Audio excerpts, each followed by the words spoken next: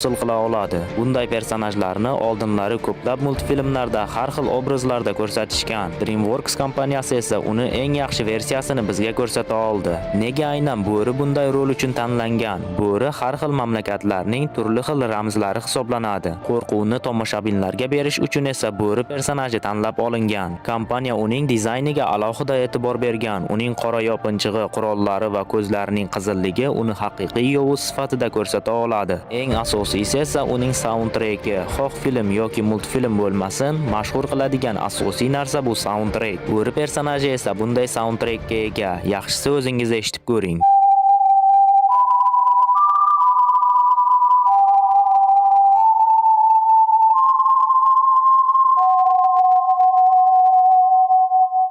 Bunday musiqadan so'ng albatta multfilmni yana bir bor ko'rging